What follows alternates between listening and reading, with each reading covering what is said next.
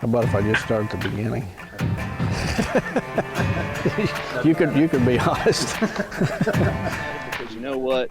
They have the sweat equity that went into that memory that they're making with their friends and family. And that's what's important with us. And that's what the I Am Real world's about. Well, that's a great question. You know, one of the best things about a spring food plot is you get a second chance if it fails. Chasing Giants with Don Higgins. Brought to you by buyafarm.com, your source for farm, recreational properties, rural homes, and more. By tapping into Don's years of experience, dedication, and commitment, Chasing Giants focuses on the techniques, strategies, and dedication needed to harvest one of God's most amazing creations, world-class whitetails. Now, here is Don and co-host Terry Peer. Welcome, everyone, to Chasing Giants with Don Higgins, brought to you by buyafarm.com. I am Terry Peer. It is episode 54 on March 7th, and Don is out in Iowa. How you doing, Don? Good. How are you, Terry? Really well. You just got done with the Iowa Deer Classic. A bunch of my buddies went out there and said it was a fantastic show, a lot of buzz, a lot of people. I think it was good for everybody to get out. And you've just finished up and back motelling tonight again. Yeah, I got a property to look at here in Iowa tomorrow, but I'm telling you, that show was fantastic. Met a bunch of great people, old friends, as well as a bunch of new ones. The weather was really nice this weekend in Iowa, and that probably cut down on the attendance some, but even so, it was a great crowd. And it just made a lot of great contacts and new friends.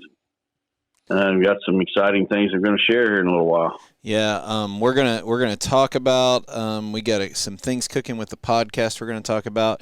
We're going to do a segment that I think every listener can relate to, and it's about as real world as it gets, and that is your mission tomorrow in scouting a property where you're after an Iowa Giant. That's going to be coming up here a little bit later on the podcast.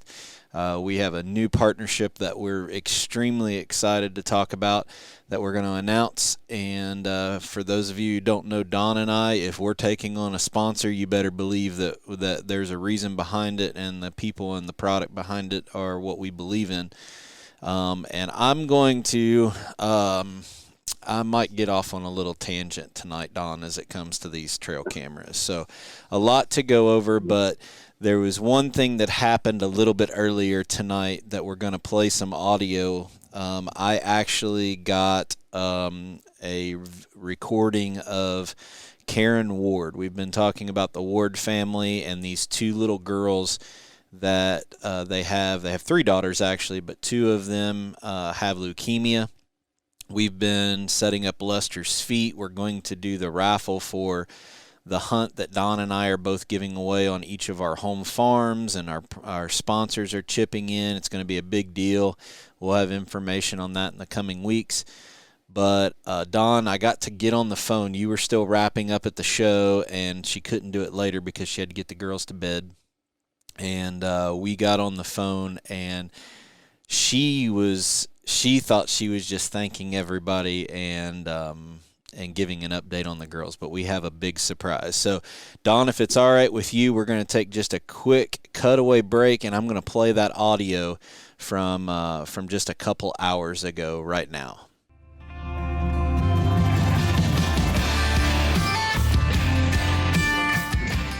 But I have a very special guest on the line with us to kick off today's show, and that is the Ward family. So Justin and Karen Ward, we've been talking about this family for a couple weeks now, and the awesome support that all of you listeners have reached out. So I actually asked Karen and maybe Justin, I'm not sure how they're navigating three little girls on the other end of the line when it's almost time for bed.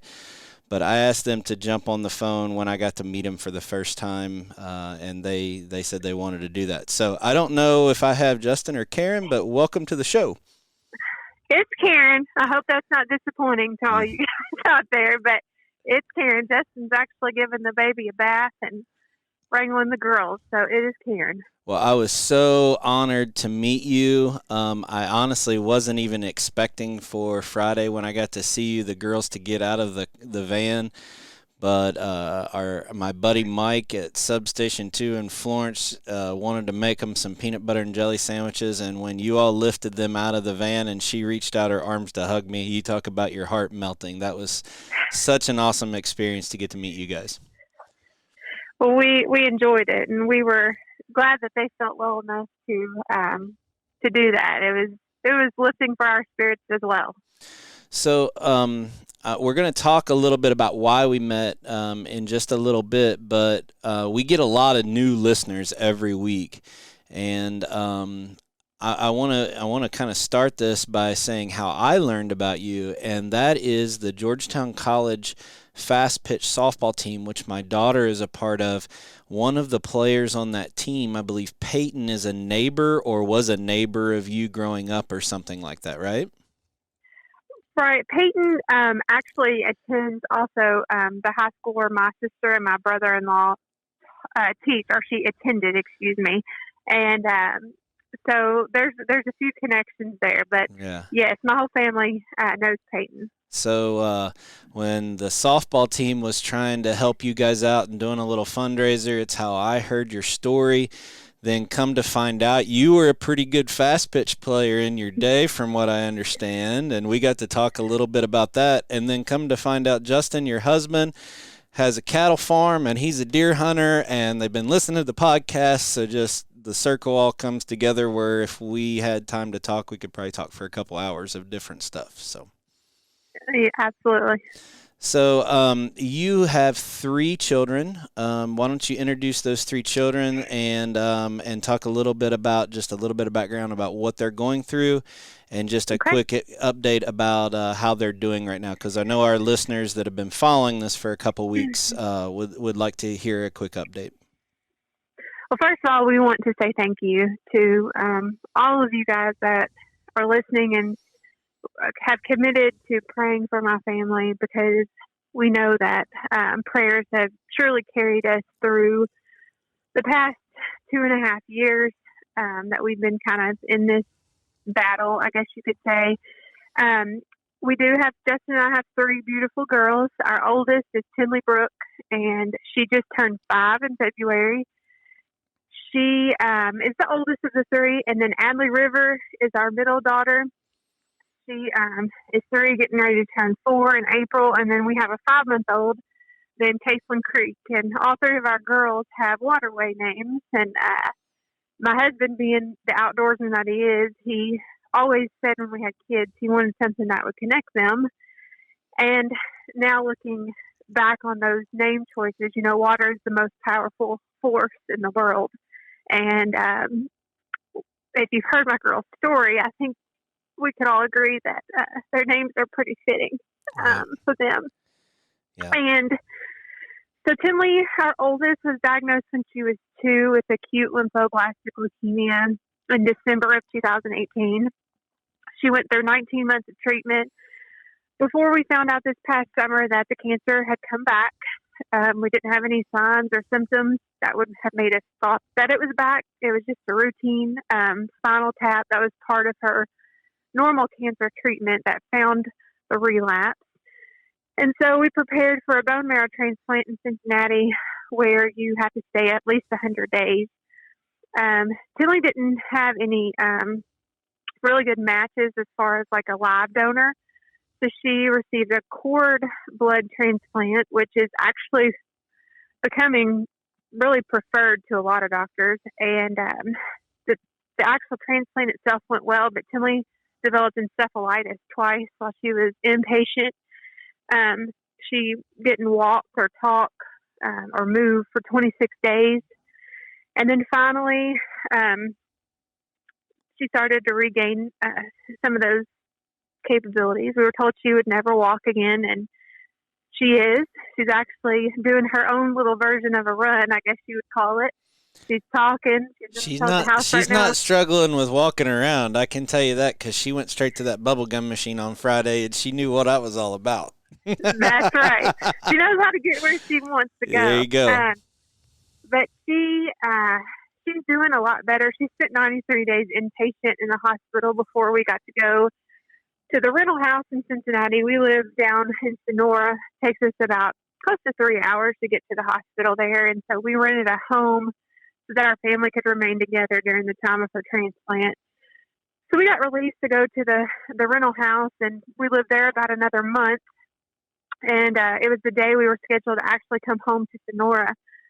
We took the girls in for a checkup, and Adley had some constipation and belly pain, which is nothing anybody wants to hear about on the podcast, I'm sure, but nothing that would have ever made us thought it was cancer. But as a mom and a dad of a child that has cancer, there's just some things you do. And one thing I asked when we took her in is, hey, can you guys do a CBC on her, which is blood work, your basic blood work. Right. Just because, and thank goodness we did, because lo and behold, Adley also had ALL, which is the same type of cancer that Tinley had. So this second diagnosis, where in timeline was this with your third child being born? Because you have a 5-month-old. Was this about the same time, or a little bit before, or a little after? Well, Caitlin was born on September the 12th, and that was on a Saturday. And we came to Cincinnati and were inpatient on a Monday for Tinley's transplant. So I was in the hospital for 24 hours. We loaded up and headed to Cincinnati.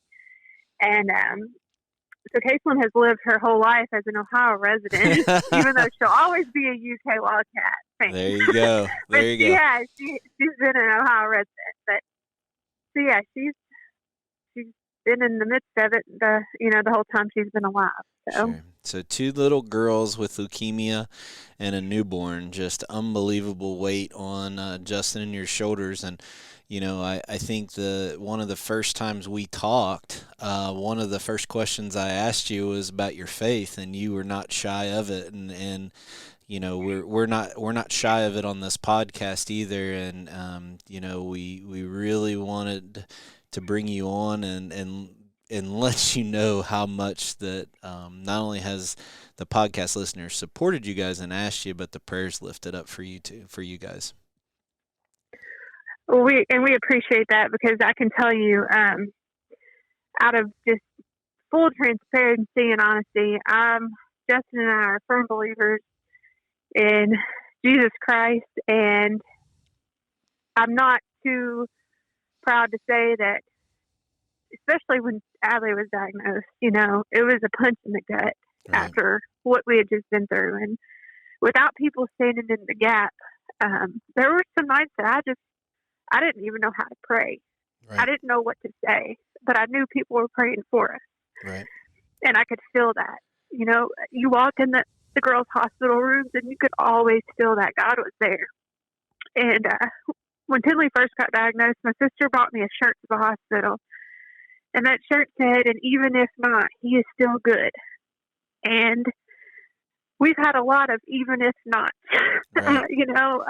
Right. It's not time to go home yet. It's not time to quit fighting yet. It's just not time. But God has still been so good to us.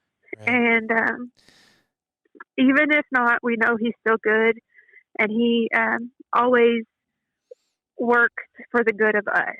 And even in the hard times, we know that to be true. Yeah. And that's because of people like the people here listening that have prayed without even knowing us, have prayed for us and for our girls.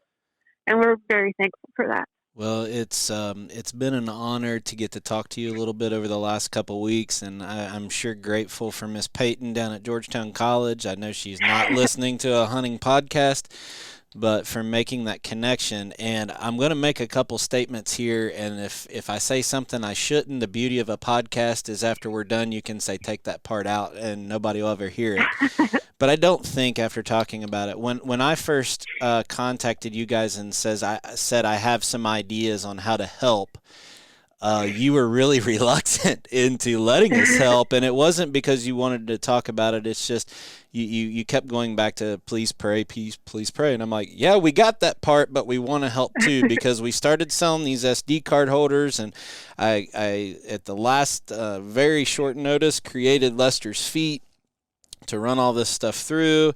And I was able to call you the other day and tell you that we were going to be able to cover not only your home mortgage, but also the farm payment for the month of March. And that was the reason that we got to meet in person. You all were on your way back, and I got to meet you and able to give that to you. So we hope that was a blessing and at least just a breath to allow you guys to try to stay ahead of the game a little bit. These medical bills are just crazy. Absolutely. It's a huge blessing. And, I think there's always reluctancy there because living in the hospital for 7 months, you always know there's always so many people that need help. And like you said with Lester's feet, getting that off the ground, the ability to help possibly so many people is such a blessing. And we've been very blessed with, a community really across the United States that have rallied around our girls and us as a family and supported us. And it's nice to know that that's not the biggest worry, and that we can worry about what we need to do for them. So huge blessing, and we thank you guys so much. Well, and for the podcast listeners that don't know, when this whole thing started going, God just started creating and opening these opportunities, opening doors, and things just fell into place with not only learning about you guys and those precious girls of you, but then contacts were made, and I could talk for an hour about how different people, stuff has popped up that's just fell in line over the last 2 weeks. And Don, I wish he was on the phone with us right now because he would want to talk a little bit about it. But, his thing is we can do so much more and we can help so many more people. So we're actually going to give away hunts on both Don's home farm and my home farm, along with all of our sponsors coming in, and we'll be announcing some we'll be announcing some details after we get some logistics done for an opportunity to win a chance by supporting families like the Ward family. So our goal is to not only help you, but to help others. But Karen, I want to be honest with you a little bit. I haven't lied to you, but I've been hiding something from you. And you're going to bring me on here live in front of people and surprise me? That's exactly right. That's exactly what I'm going to do. So I got to tell you a quick story. A friend of Wes Delks, who owns Real World Wildlife Seed, introduced me to a guy, and I actually got to eat dinner with him during hunting season, Dan Pfeiffer from Indiana. So small world, got to meet him. He's good friends, hunted the same property as Wes. And got to eat dinner with him. We've stayed in contact. We text and, talk on social media every once in a while. Fine Christian young man. Really respect him a lot. He was the first guy that bought the very first SD card holder. Okay? So the first guy. Okay. And so I said, oh, thanks for buying this. At that point in time, I didn't know how big. I mean, I couldn't have dreamed that we could have covered somebody's mortgage and farm payment with just these little wooden plaques. You got to see one Friday. Well, then I tell him that, hey, I'm starting Lester's feet, and we're getting this off the ground. And he's like, oh, well, I work for and I don't know the company name, but I work for a financial organization, and I can help you navigate some of these nonprofits and all this. I'm like, oh, be careful what you volunteer for because I'm going to use it. So believe it or not, this thing has snowballed a little bit, and Dan's actually on the line with us. I didn't disclose that. So Dan's... I am not good at surprises, you guys. He's been sitting there with the mute button on, and I want him to chime in a little bit because he's got something planned, I think, that's going to take this a little bit to the next level. Are you there, buddy? I am. Thanks, Terry, for the introduction. Karen, nice to meet you. I'm honored to be on the phone call. As Terry's brought it up, my wife and I sat, and she's going to laugh at me for saying that we were crying last night just seeing God open doors so quickly to support you guys. As Terry alluded to, I own a wealth management practice and financial planning practice in Indiana, and we are affiliated with Northwestern Mutual as an organization. Our entire company has a heart around fighting childhood cancer, has a partnership with Alex's Lemonade Stand, and we've always prayed for a specific family to go out and help. And, we've been looking, and lo and behold, God brought that family to us. And that would be you as the Ward family. And so, as Terry's often said on the podcast, we've been incredibly blessed by our practice, and so in return to bless others. And so we've rallied around as a local firm here out of Fort Wayne, Indiana. And for this month, we're going to adopt you as a family in at least this month. For sure, we're going to cover the land for April and the home mortgage.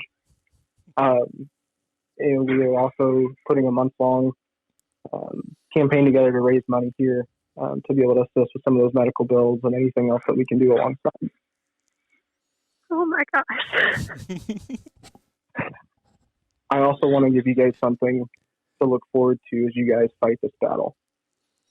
There's a camp here locally called Camp What You Want to Do. They serve families who have had children battling cancer. When you guys, when both girls eat this, I'm going to go ahead. This is our firm. We're going to go ahead and sponsor you and the family, all expenses paid to get up here. Put you and Justin in a hotel somewhere close.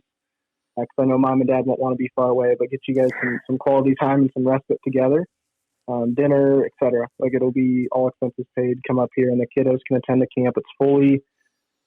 There's a doctor on staff. It's fully, everything you can expect for what they're dealing with. Full medical staff and COVID protocol, etc.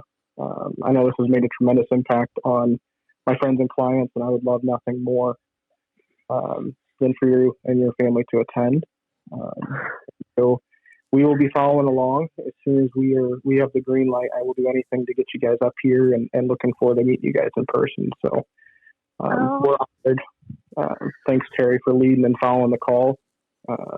We're honored. Thank you all so much. Wow. You're so welcome. Wow. Now do you know why I was so persistent about you being live on the podcast tonight? I said, you're going to hear screaming kids and all the things. It's okay. You'll probably hear mine too. It's okay. Wow. Yeah, Karen, for all the listeners, Karen was like, "Oh, I just don't know." I said the kids, it's bedtime, and that's just. I was like, "Okay, what time do we have to do this tonight? We have to do this." But I didn't want to spill I'm the. actually standing out in the front yard. You all will appreciate this. I'm standing out in the front yard, looking at the cows over here by the pond, and in my peripheral, I see two girls standing at my front door, looking out at me like, "What is she doing?" So. Well, wow. I wanted Dan to be the one to explain it, but more importantly, over the last 2 weeks, I've learned that if a bunch of people do a little, we can make such a huge difference to families. And I told you, Karen, the other day, I just know that these two girls are going to grow up and make a difference in a lot of people's lives. So for us to be part of that and us to be just a few people, I think the snowball will keep going, and other people will realize, hey, just one little thing that I'm blessed with, how can I use it to make a difference in somebody else's life? I want this to be an encouragement for the Ward family, and obviously a blessing for you and those girls, but also an encouragement for all of our listeners out there to find some way or something to do to make a difference in somebody's life. It means more than you'll ever know. Well, I thank you's not enough, but I want you all to know that in the middle of the hard days, it's things like this to give you that little extra bump to say, okay, tomorrow the sun's going to come up again. We're going to get through it. So we appreciate it. We're thankful, and I'm glad that people always ask me, how do you all get up in the morning knowing what you're facing? I said, because I know that I have two girls that have made people pray who haven't prayed maybe ever or for a long time. And then people like you guys that are coming forward with Lester's Feet and this sponsoring families now through your firm. I'd like to think, my girls helped get that off the ground, and wow, what an impact. So we're super thankful. I said I wasn't going to cry today. Well, that wasn't the intention of this, but we really want to know we love you guys, and we're here for you. With that, Karen, thank you. Please tell Justin we said hello, and hopefully he is done with bath duty right now.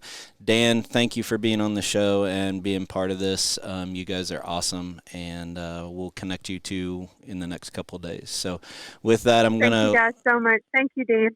Yeah, you're welcome. We'll be in our prayers, okay? Thank you. We appreciate it. We'll be praying for the Ward family, and we'll be transitioning for the rest of the podcast. Stay tuned.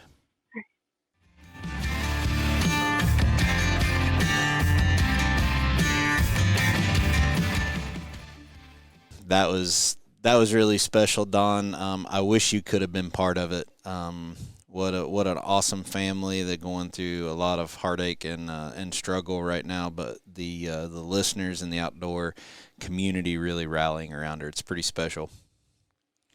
Yeah, I'm real sorry that I did miss that, but I totally understand, her situation where she just wasn't available later when I was. And, one thing that I would ask our listeners, and a lot of people at the Deer Classic this weekend in Iowa, asked me about the Ward family and how those girls are doing, and said they're praying for them. And if there's anything that the listeners can do, it's pray for them. Well, there's a lot of listeners. I mean, I can't tell you how many people this weekend came up and said they love the podcast. Don't stop doing it. Please keep doing it. This is what the hunting industry needs at the moment. So I know we got thousands of listeners every episode.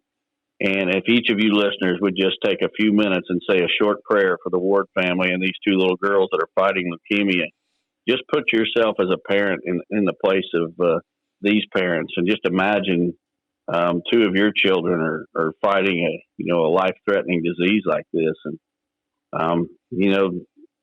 Terry has started Lester's Feet Foundation to help this family, and Dan Pfeiffer just stepped forward, and with the contributions that his company is making and adopting this family.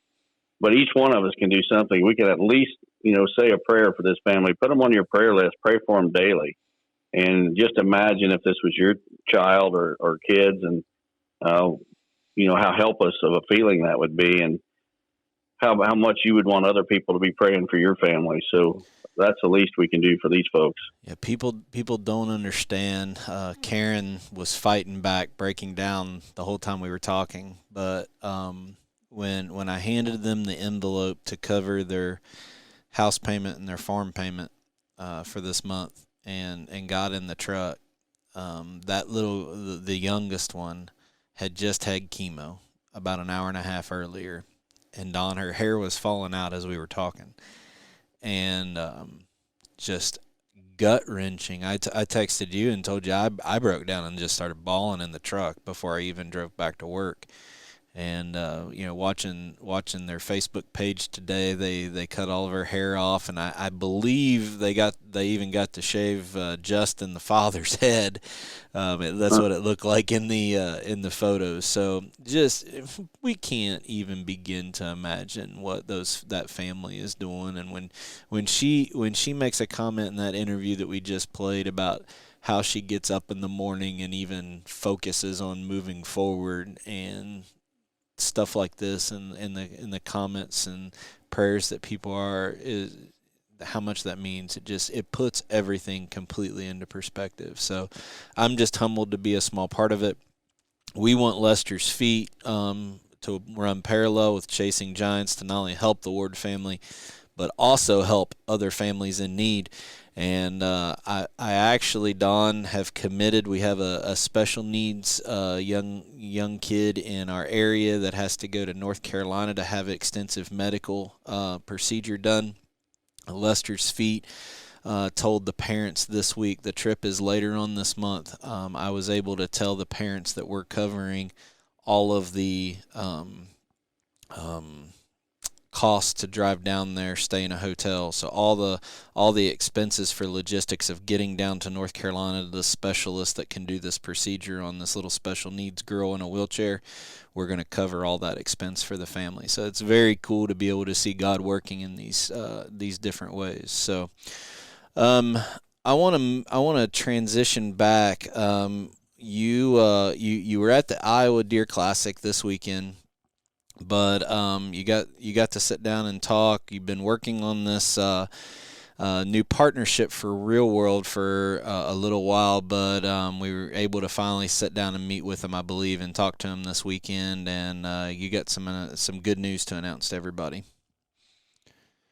Yeah, our new sponsor here on Chasing Giants is wildlifefarming.com, and it's a company headquartered near St. Louis, Missouri, but they cover a big chunk of the country, and what they are is distributors for a lot of ag equipment products. And they are, one of their products, for example, is Genesis drills that most of us are familiar with, but it goes way beyond that. I think there's like over 1,000, maybe 3,000 different products that are on their website. And these are not cheap pieces of equipment like you would find at your local ag store, but they've got sprayers and disc and mowers and forks for loaders or skid loaders. And grapples. I mean, the list just goes, forestry equipment. On and on. Right. Yeah. So, but I was approached about this, probably a month or so ago, but, we like to partner with quality people. Quality companies are run by quality people. And, over this past weekend, I had a chance to sit down with the two owners of this company, Brad and Mark, and, got to know them a little bit. They got to know me a little bit. And, we came to an agreement, and they're going to be one of the sponsors moving forward for Chasing Giants and Higgins Outdoors. And I just encourage everyone to go to their website and check out all the equipment that they've got. And you can order right there online, but the thing of it is, this equipment will be delivered to a local dealer. The online prices include delivery. So, I forget how many dealers they got, but they cover, I think it's 21 states. Yep. And got dealers in all those states where they can ship this equipment to, and you can just pick it up right there locally. So be sure to check out wildlifefarming.com.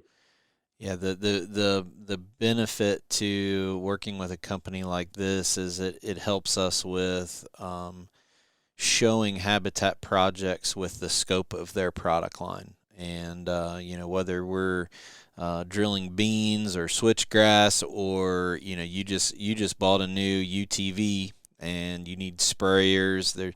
They have attachments for tractors, UTV, four-wheelers, everything out of the book. So we hope that the content and the education we can provide to everybody through Chasing Giants podcast and YouTube channel will be beneficial to you guys in actually showing equipment and tools that makes this a whole lot easier and have better results. So very honored to be working with them. Please go to wildlifefarming.com if you want to learn more about them, and we'll be talking about them a little bit more, especially as we get into planting season this year. So, and as a side note, Terry, I'm actually going to be working with them as a dealer. So, okay.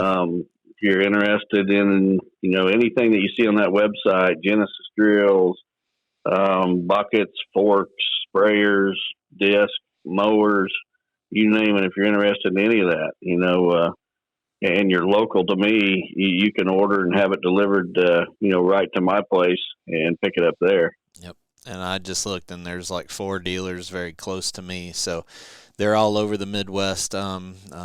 Use it as a tool for you. I know we'll try to do our due diligence in representing them the way they expect, and they're good people, and that's what we're looking for.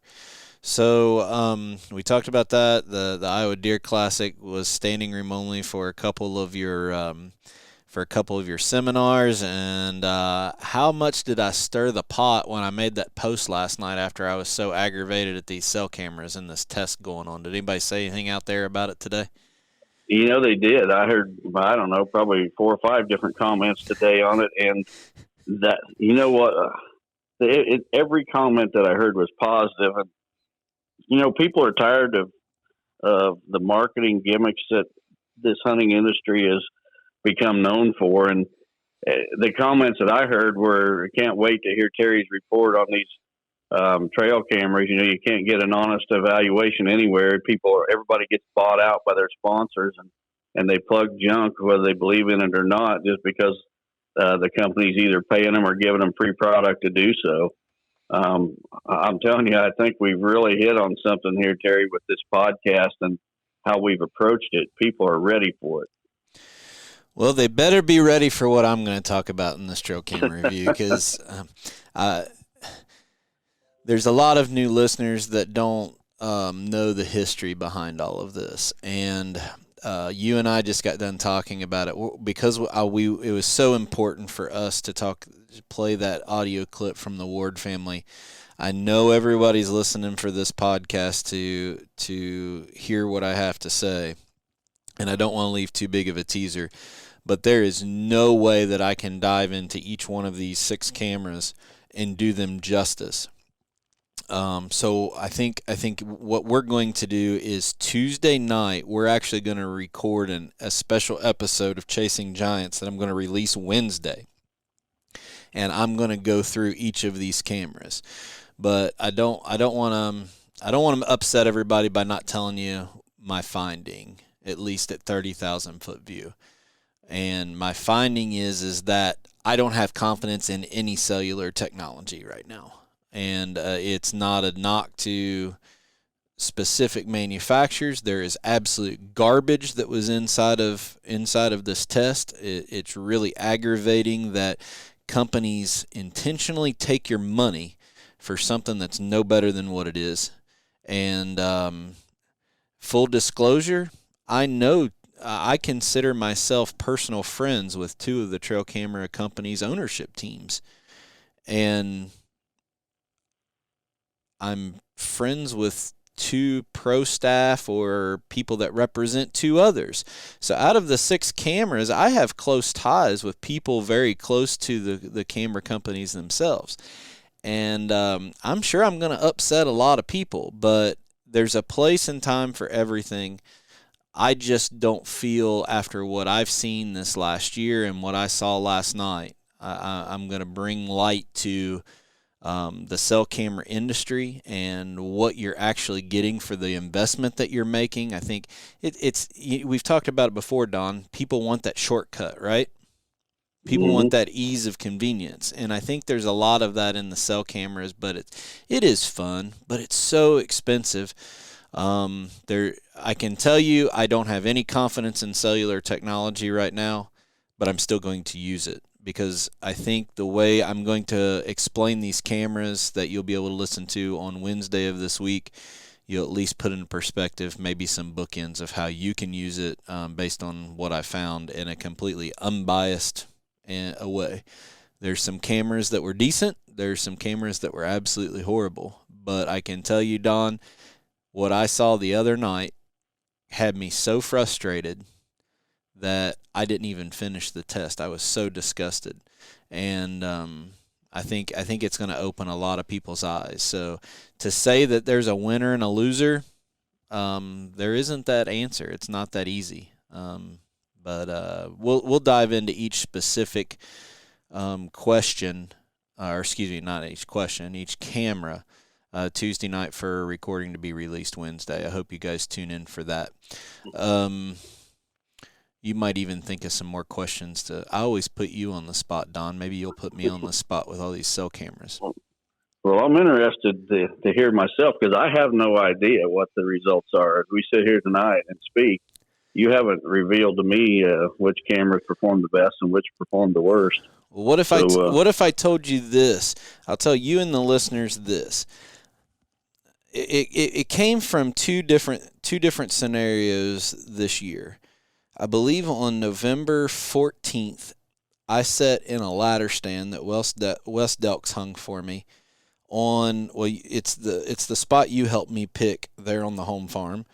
Okay. Right, I'm right on the downwind side of a bedding area. It's one of those frosty November mornings that just the woods are alive. Very similar to like the morning that you shot Mel. you saw all these bucks. So I'm sitting there in this ladder stand, and the woods are they come alive, and the does are running, the bucks are running, and I see this buck that I hadn't gotten a picture of him. I didn't know the buck, wasn't sure if he was a shooter or not. I'm looking at him through the binoculars. I'm not real sure what it is. And here he goes, runs, and I don't mean a real hard sprint. He runs this. I couldn't have planned it any better if I would have made a track for this deer. Pushes this doe in front of a regular camera and then a cell camera. But when he cut the corner on the regular camera, he went behind the tree. And I thought, oh, no big deal. I'll have a picture of him on the cell camera. Don, there were deer going everywhere in the woods that morning. And I was like, why didn't I get pictures of that deer on the cell cams? Didn't have anything.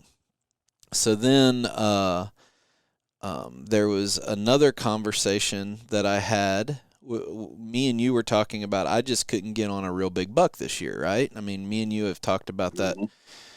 And because I was doing the cell camera test, I had cell cameras on the lease that you and I share.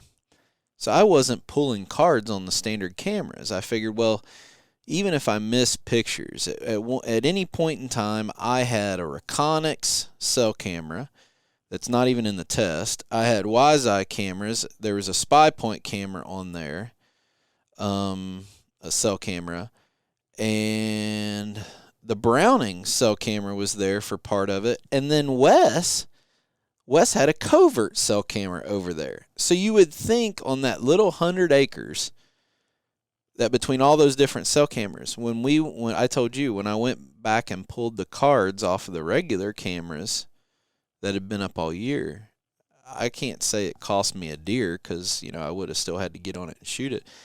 There was 2 really, really good bucks on that property that I'd never even gotten a picture of. So my test this weekend. So I have data from this year using cell cameras in what I call a static environment, over a rope scrape, over a feeder, over a mineral site that, those I can do in Kentucky. I have that. I know what quality pictures they're taking when the deer's standing there. So our test last night, we set up a grid, and my neighbor came out, and I got a really nice neighbor. He basically donated his whole afternoon and evening for me. We held a 25-foot extension cord so that we were always the same distance apart from each other. Because how many times is that buck following the doe, right? We might get a picture of a doe. We don't know if a buck's behind it. And then in early season, if a bachelor group, you might have 2 or 3 deer, and you need a picture of the third one, right? Yep. So we set up this systematic grid that we walked and timed it out. The best camera. What if I told you the best camera in that group didn't even get me 50% of the simulated deer that walked in front of it in that test? I'd be pretty disgusted. Isn't that crazy? 50. It didn't even. The best one didn't even get 50%. So, wow. So just disheartening. I mean, it's like my disgust is that all of these consumers are rushing out and buying these things and trusting them to give them the intel they need to hunt. They're not even getting close to the amount of deer if it's in what I would call a dynamic, with not over mineral, not over. So saying that, I think there's some things we can learn from it, and we're going to get into that tomorrow night. So, or excuse me, not tomorrow night, Tuesday night for release on Wednesday. We just don't have time to do it tonight, and I want to do it justice and don't want to take 6,000 questions after we have the podcast. So we're going to lay it all out, and is what it is. Before we move on to the Biofarm, why don't you talk a little bit about master classes coming up this week? Our next, we're actually going to do a live podcast from that group on Friday night that will air Sunday night. But that's kind of the next big thing on our agenda, right? Yeah, for sure. I know a lot of people have been looking forward to getting these master courses started and coming and seeing my home farm as well as another farm. And those are going to start this week. On Thursday, I've got a private group coming from Ohio and to kick things off. And then on Saturday, it starts the first of the regular master courses, basically open to anyone. The difference is on these private groups, I host those when a group wants to come, but do those during the week. And then I save the Saturdays for the regular courses. So get 2 of those done this week on Thursday and Saturday. We'll meet, actually the Saturday group, we meet on Friday evening for a social hour, pizza and pop and such, and we're going to record an episode of Chasing Giants at that time where the group will ask the questions. So instead of the listener submitted questions, we'll take them right from that group. The guys will be there and hopefully have their questions ready to go. So if you're listening to this and you're going to be there on Friday evening, be thinking of some good questions, put Terry and I on the spot. Yeah, so for the listeners to the podcast, just know, keep submitting your questions. We'll hold them, but for the next 3 weeks, our podcast will be live in front of an audience where we'll be taking those. So we'll circle back and start taking your email questions as soon as those are over. So before one last segment, and I'm outside of the Ward family that we heard earlier, I've been looking forward to this. I kind of suggested we did it, and I wasn't sure if you wanted to, but then I pushed and said we really need to do this. We're not going to say where you're going to be hunting, but you're going to be as real world as anybody is. You've gotten a lead on a really good piece of property and a potential giant. You've never been on the property, and you're going to go there tomorrow. So through this process of you identifying a property that's got great potential, you're going to take the listeners of this podcast along on the whole process of how you've prepped for tomorrow already. The next podcast will talk about what you saw when you were there. How is it different than what you maybe prepped for? How you're going to put a plan together, how you're going to prepare and move through this off season to prepare to move in and be successful. I don't know how much more real world or how much more you can a listener can identify with what you're doing with this project, because it isn't a situation like you hunting your home farm or a property there close to your house. You're traveling out of state just like I do. Yeah, and Wes Delks made a statement the other day. He said there's probably not 10 people on the planet that put as much effort into chasing big deer as I do. And last summer I got a hot tip on a buck in Ohio. And a lot of people have seen photos of that buck on the internet. He was a really wide, non-typical buck with a giant club drop time. And he was actually found dead here in the last month or so. And those photos were on the internet as well. But I got a hot tip from someone I trust about the exact property where that buck was at. And I even got those pictures sent to me before they hit the internet. And I jumped in my truck the next day, drove to Ohio. I threw in some lone wolf stands and sticks in the back of the truck, a whole arm full of trail cameras, and I headed off to Ohio because when I get the chance to chase a giant, I mean, that's what I live for. And I drove all the way to Ohio, and first stop was the property I was told that I was actually told before I ever got my truck and left that I will never get permission on that property. And but I was going to give it a shot anyway. I wasn't going to do it over the phone or by letter. I was going to walk up and knock on the door and look the landowner in the face. And if I got turned down there, I was going to go to all the neighbors that surrounded that property. Well, to make a long story short, the first guy that I stopped at, who I was told would never give me permission, I should have listened to that advice, because I have never encountered a bigger jerk in my life. That guy came to the door, and just the look on his face told me that I was probably getting ready to get cussed out. And that didn't quite happen, but everything but. He made it very clear that he was not impressed with me knocking on his door for any reason. And so I pretty much knew why the big buck was on his property. Right. Smart deer. So then I went around to the neighbors, and I got shot down a couple times. And I was told, one lady told me that as far as she was concerned, it was fine, but I needed to talk to her son because her son and a couple of his buddies hunted on the farm. Now that just pretty much told me I needed to move on from that one. And I spent a day there in Ohio and got shot down. So, I know it's easy to follow me on social media and think that, man, he's the luckiest guy in the world, and he just goes out and makes it look so easy. But what people don't see is all the behind the scenes stuff. And what we're going to do on this this Iowa venture here is we're going to let people follow through from the very beginning. And I have no idea what's going to happen tomorrow when I go meet this landowner for the first time. But to back up just a little bit, I was told about this particular buck and this particular landowner by a mutual friend of the landowner and I. He knows exactly the kind of bucks I'm looking to chase. And although he was once a very avid deer hunter, he's up there in age a little bit now and has given up deer hunting, but he still has a fascination with giant bucks. And in fact, he was at the Iowa Deer Classic, and I met with him today.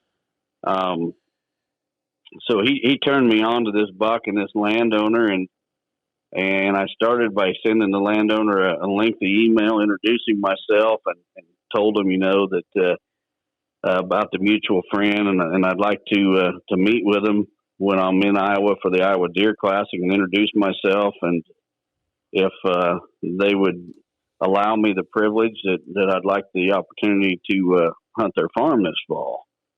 And lo and behold, I get a short time later, I get a reply, and they said they'd love to meet me. And so tomorrow morning, I'm going to meet this landowner and his wife. And, tonight as I speak, I have no idea what I'm going to find when I get there. Now, I've looked their farm over on Google Earth 3 or 4 times and studied it really close. Uh-huh. But, I don't know what the hunting pressure is going to be like. I mean, there may already be 10 people hunting that farm. Right. So preparing, it's a real world. So preparing for this trip, you have a limited window of time because you got to get back. You've scheduled a day. Besides looking at Google Earth, including looking at Google Earth, what are you potentially looking for? Are you zoomed into the farm itself, looking at maybe fingers inside corners, crops, or are you zooming out and seeing connecting woods, joining properties where row crops are? Walk us through. This is what every listener does on this. We have to do this ourselves. What are you looking at to optimize your time for tomorrow?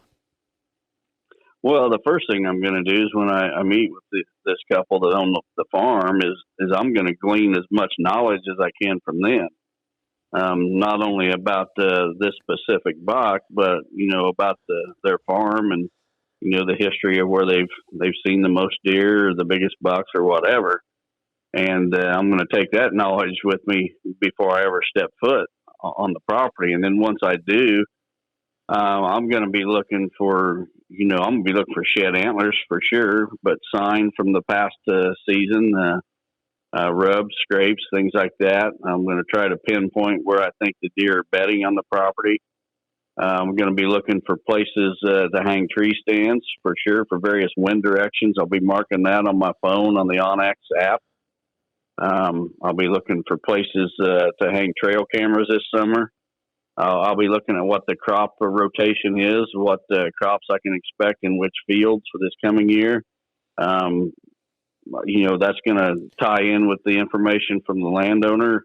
Are they on a corn soybean rotation? So if I go out there and see corn stubble, I can expect that field's going to be in soybeans this year. I'm just going to be looking for everything I possibly can because I've got to make up for time.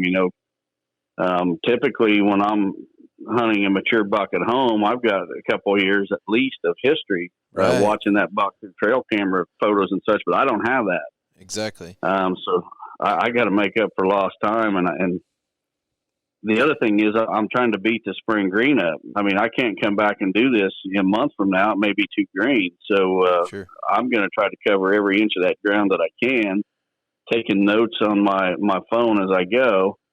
And, next time I come back, it might be time to hang trail cameras in the summer. But when I do come back to do that, I want to know exactly where I'm going to put those trail cameras. I don't want to go in blind in the summer when everything's green and thick. I want to, learn the property as much as I can tomorrow.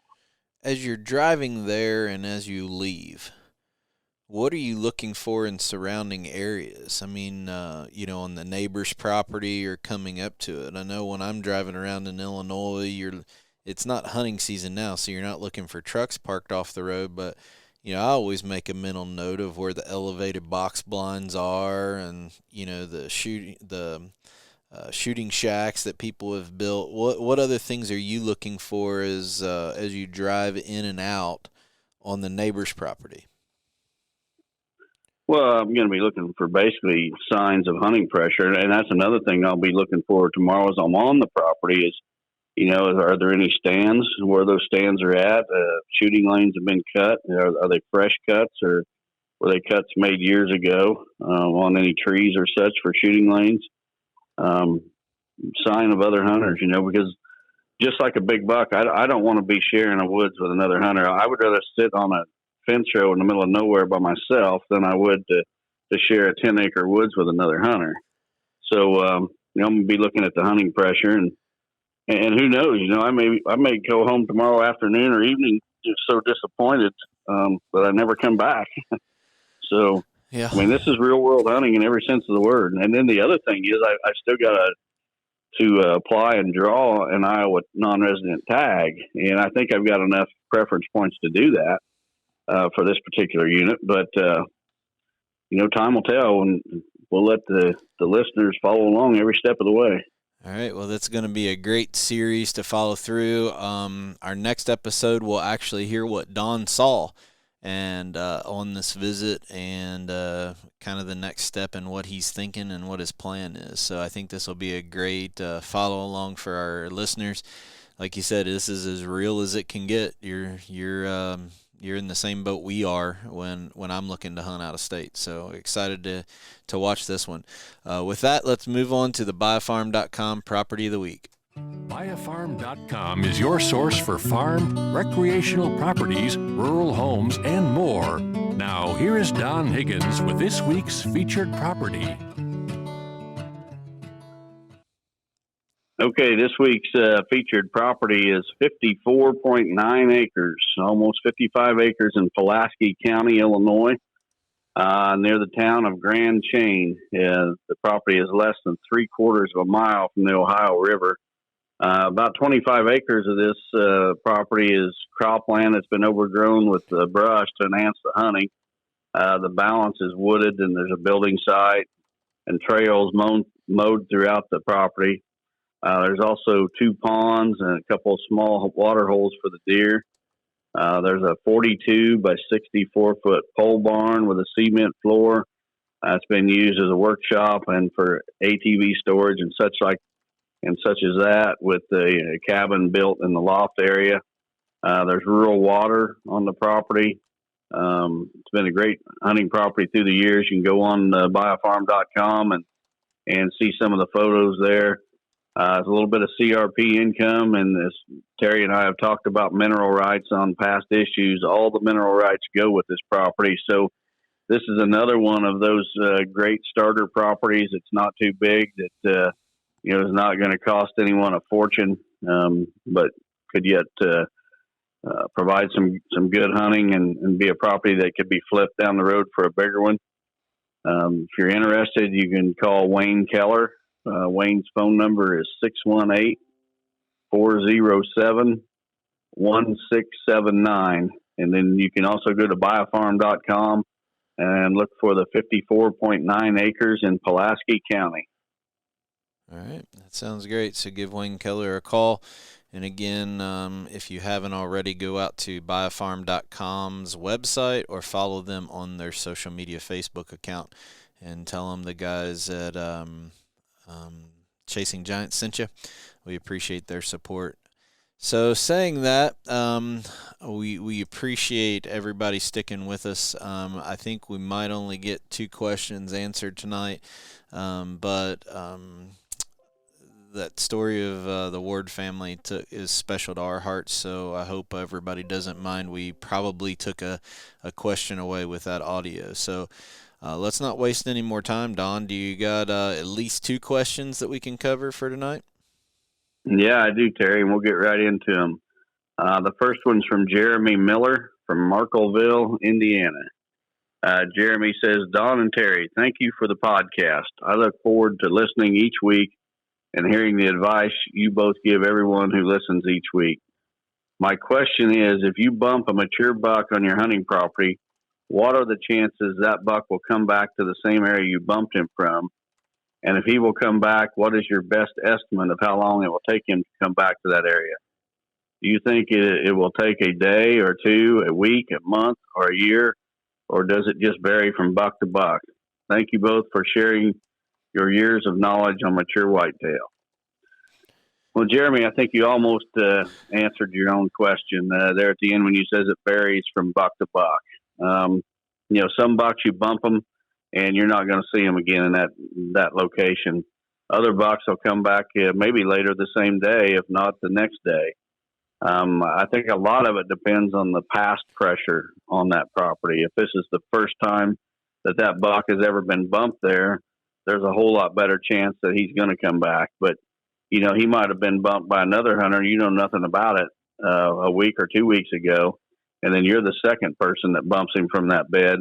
In that situation, it's going to probably take him a whole lot longer to return if he does at all. And, during my seminar, or one of my seminars this weekend at the Iowa Deer Classic, we really got into how individual these mature bucks are, and they have individual traits. So I don't really think there's any set answer. It varies so widely, as does the personality of these mature bucks. So it's a very difficult question to answer. But again, I think you almost answered it yourself when you asked, does it just vary from buck to buck? It certainly does. Talk a little bit about, before we move on to the next question, I think it's a great question, and I think you answered it spot on. You taught me a little trick on one of the former lease properties that you had where if you rock up to check a trail camera, you pull up, have the windows down, the radio blaring, and are as loud as you can coming in from a direction that's not the same as where you're hunting from. And what's the theory behind that? If you were to booger a deer, you said you want to make sure he knows you're there, or that he knows you're coming. Explain that a little bit. Mm-hmm. Well, if a mature buck can hear you coming, be it on a ATV, a truck, whatever, tractor, he's got time to react or decide or think about it, how he's going to react. If he hears you coming and he thinks you're going to pass and not see him, he's very, very likely to just hold tight and maybe put his head to the ground and just let you pass by. That's the whole reason for, rolling down the windows, turning the radio up, is you want that buck to hear you coming so that he has a chance. And, maybe he hears you coming and he slips away, but it's not like he's busting out of the brush and charging across an open field to the next woods. He may tuck his tail and drop his head and just trot through the brush far enough to get away from you. The biggest thing that you don't want to do is slip up on a buck and bust him at short range. And that's why, it's so important to make that noise. And when you slip into an area and try to be quiet, walking or whatever, and then you bump one, that's a whole lot more stressful on him than to do it with on a tractor, truck, or ATV or whatever. Right. All right, Jeremy, great question. Thanks for sending it in. Hope we answered it. And which one we got next? The next one comes from Justin Fruit. Might be our first ever question. Justin says, "Hey Don, my question is, what is your Hey, Don, hang on a second. Do you think Don, those? hang on a second. I'm going to have to edit that part out. Your phone broke up for a second. So just take a minute. Yep, take a minute and just say our next question is from Justin. Okay. Go ahead. Our next question is from Justin Free from Westville, Florida. I think it's our first question ever from Florida. So Justin says, "Hey, Don, my question is, what is your opinion on layering deer in cover? In your opinion, do you think does will take up the first adequate bedding cover adjacent to the food source, then smaller bucks behind them, then the older mature bucks behind them? If so, what do you think the adequate depth of cover is, and how can I use this to my advantage? Thanks for the help, and keep up the good work." Well, Justin, it's become it is very, very obvious to me that you spent too much time on the internet. Just kidding. This is the kind of garbage that's being put out there. Garbage, flat out garbage by pseudo land managers, wannabe consultants, whatever. They try to make it way more complicated than it really is. And it's like Terry and I talked about Mr. King Buck, where you know, the guy, you go out, you find a rub, and 30 yards east of the rub is where you put your stand, because that's where you're going to kill the mature buck. And this is the same line of thinking. Seriously, I mean, do we really think that these deer are so organized that the doe's bed right at the edge of the food plot in the first available cover, and then the young bucks, they're next in line, and then the bigger bucks go deepest into the cover? Folks, if you follow me very much at all, you're going to learn that I try to simplify things. And there's all kinds of these folks on the internet that try to complicate it. They put out these ridiculous videos, and when you get done watching the video, you're scratching your head wondering what the heck the guy just said and what's he even talking about, and why he even said it. Well, the reason he said it, he wants you to hire him to come to your property and pay him thousands of dollars so he can decipher the gibberish that he just told you. This is one of the most ridiculous ideas I've ever heard. It's almost as bad as the king buck, being killed 30 yards east of the rub. I mean, come on, folks. It's crazy. Some of the stuff that they come up with. Well, we're talking about an animal that adapts to. He could live in large timber. He could live in a switchgrass knoll. He could live in a fence row. The key is don't booger him up. Exactly. And, oh my gosh. Hey, it's all I can do to keep from going on a real rampage here, Terry. But I don't think our listeners really mind, to be honest with you, Don. Well, they made it pretty clear in Iowa this weekend that they love it. So here we go. This is what frustrates me. The people that put out such garbage information, they're not helping anyone. I mean, anyone that reads it is not a smarter person when they get done reading it than when before. They're not going to take this knowledge to their property or to the place they hunt and become a better hunter. I mean, it's just plumb ridiculous. Who dreams up this stuff? I guess where I come from is when somebody comes to you with an idea, tell them to take you to a place where they put this plan in and it's proved results. They can't do it. Exactly. They never can do it. Well, and if you think about it, most of the people putting out this garbage, have they ever killed a mature deer with a bow at close range, and do they do it consistently? I mean, if they kill a mature deer at all, they're probably doing it with a gun at hundreds of yards away, and they're promoting, well, you need to break up your food plot, with screening cover, and you got to do this and this. You make the little big buck merry-go-round, and And first he hits this plot, then he goes over and he hits that buck bed, and then he goes over and hits that little plot, then he goes to the doe playground. Don't forget the doe playground outside of the doe factory. Yeah. Well, and then he goes over and he sits on a ridge top, 300 yards away with a high-powered rifle, and he shoots a buck, and he thinks, well, I'm the greatest deer manager out there. Garbage. All right, Kevin Thayer, we need a meme of Don Higgins with garbage written on it as a teaser for this podcast. It's all of the pressure of the success of this podcast. Garbage. Kevin Thayer, is on you. I need a meme. I think he's driving. He was out. Did you see him at the Classic? I did, yeah. I seen him out. He was there at the Iowa on Friday. Yeah, so it's hard to tell when he'll probably do it tonight. I don't know when he'll listen to it. But, Kevin, the future of the outdoor industry and the integrity of decent companies with good products is on your shoulders. We need a meme of Don Higgins, and say it, Don. Garbage. But I do want to say this, Justin.